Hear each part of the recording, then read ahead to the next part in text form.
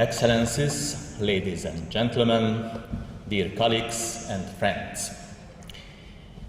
May I just start by saying that the One Belt, One Road initiative of presidencies is supposed to be the single most promising endeavor to reunite and revive the global economy.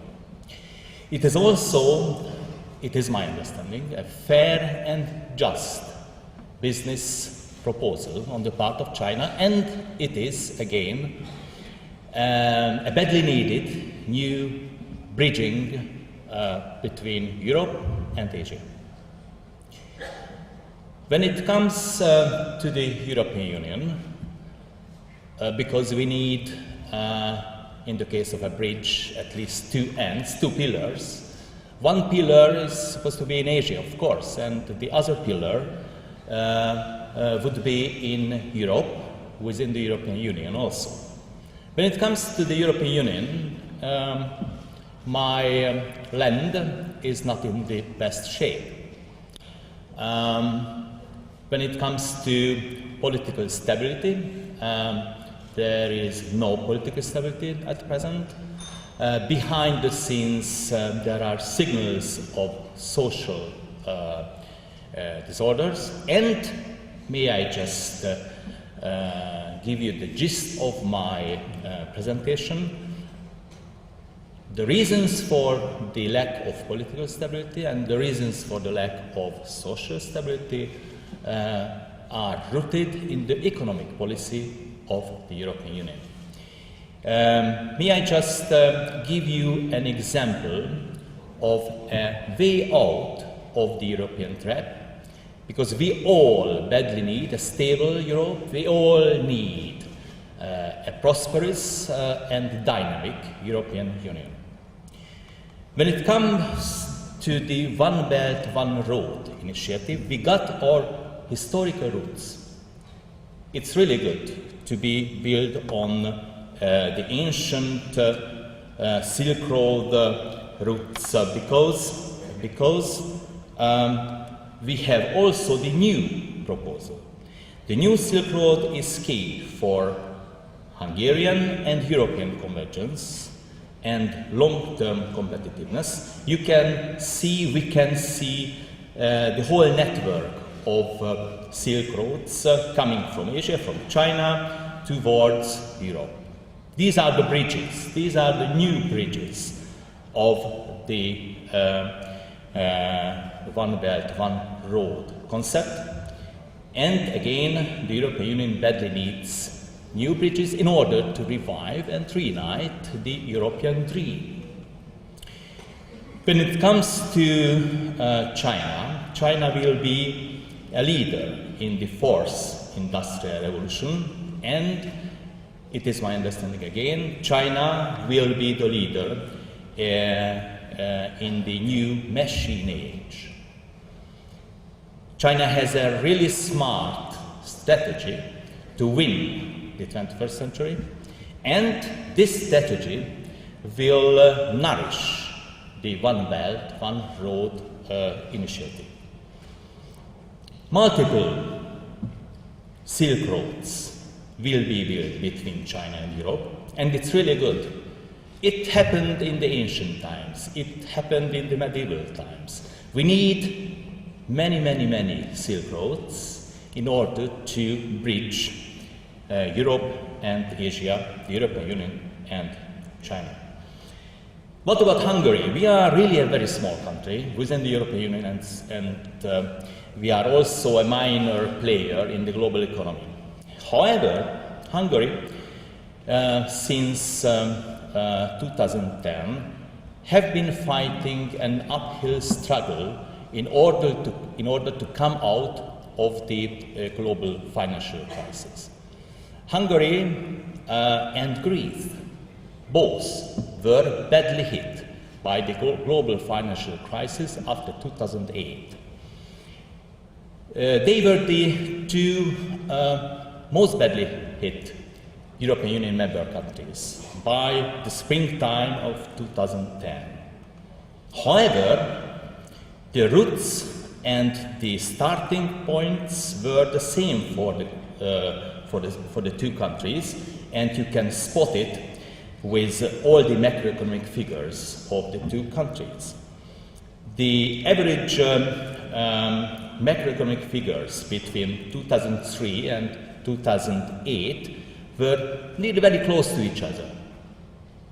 It's not a shock, it's not just coincidence that these two countries were hit by the global financial crisis.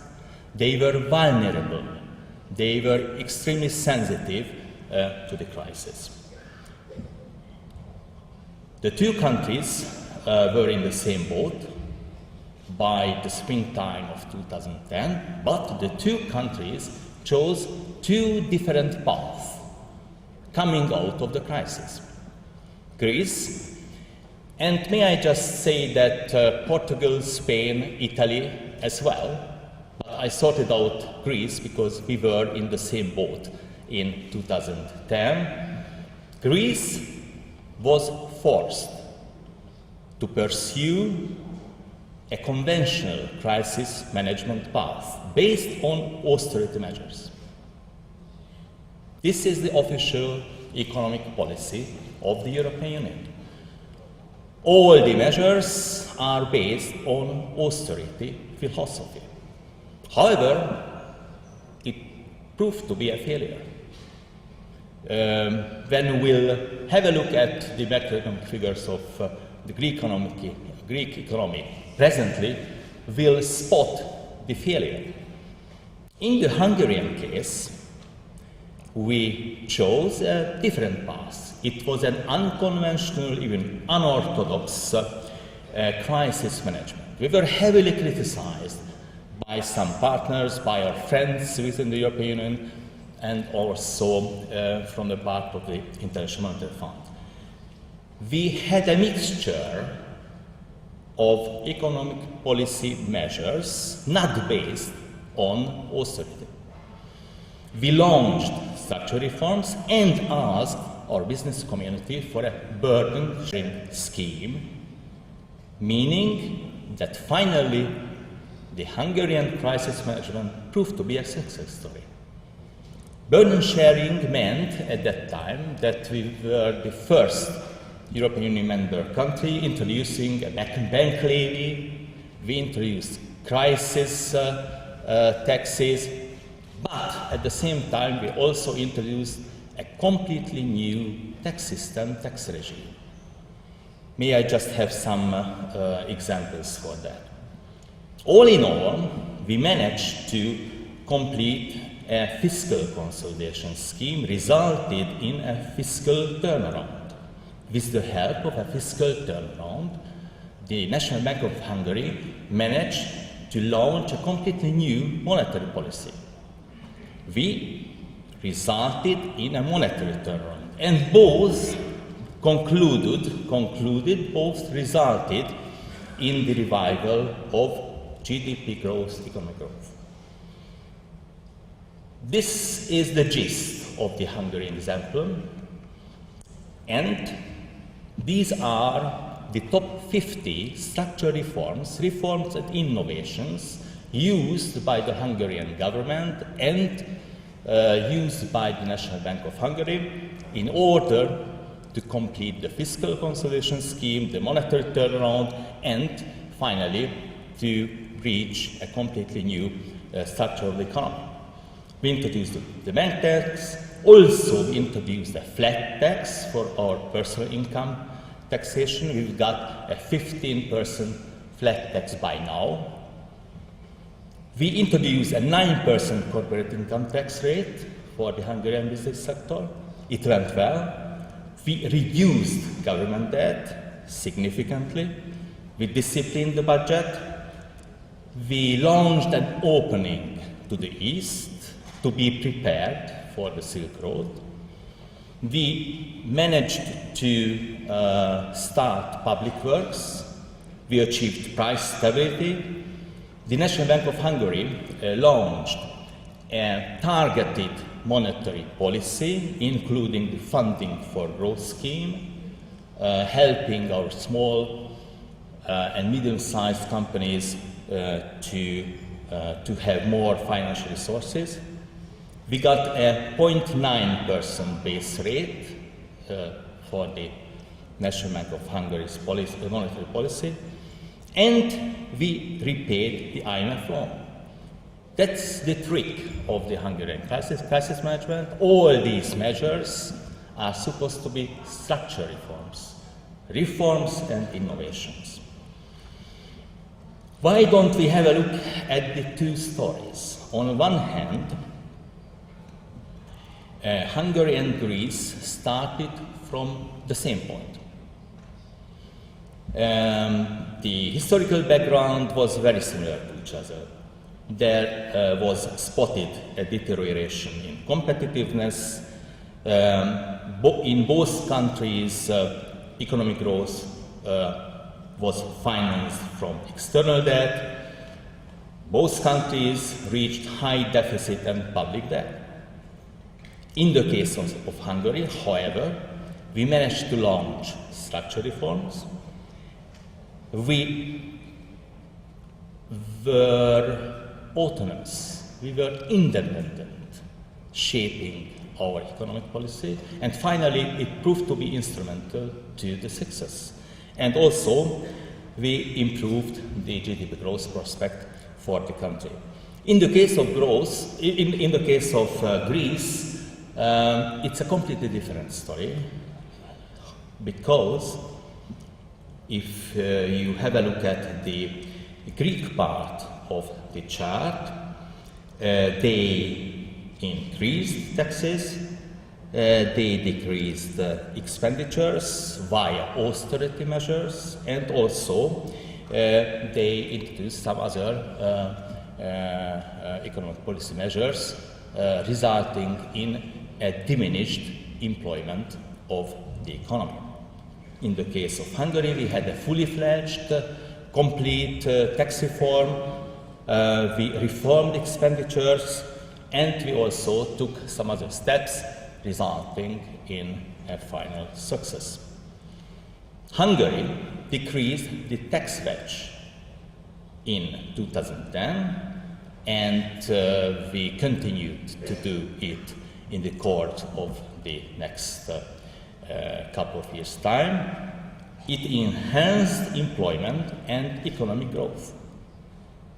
If you look at the chart, there's a completely different story, unfortunately, for the Greek economy. And again, Greece is not alone. The southern belt of the Eurozone was badly hit by the countries, and they are badly hit by the official economic policy of the European Union. You can see the gap between the two economies. Similar or very similar starting point, but the final curves are really different. GDP growth recovered in Hungary, but Greece is still struggling. You can spot it. Also, Hungary has repaid the loans from international financial assistance programs. You can spot the blue box in 2010, and we do not see any blue boxes later. However, in the case of Greece, again, unfortunately, due to the wrong economic policy forced by the European Union, they resulted in a much higher level of debt. Public debt ratio has been decreased in Hungary since 2011. Again, you can spot the gap between the two crisis management policies. There is a huge gap between the two policies. In Hungary, employment-friendly measures decreased unemployment rate significantly. And in the case of Greece, probably this is the single most important chart of my message, because Sir Christopher mentioned all the impacts of the machine age. All these impacts are still strengthened and accelerated by wrong economic policies. In the case of a comparison between Greece and Hungary. You can spot it. Finally, Greece fell into a vicious circle, while Hungary broke out from it. It might be a virtuous circle finally, we'll see it, but again, the two crisis management paths proved to be completely different, and the starting point was the same.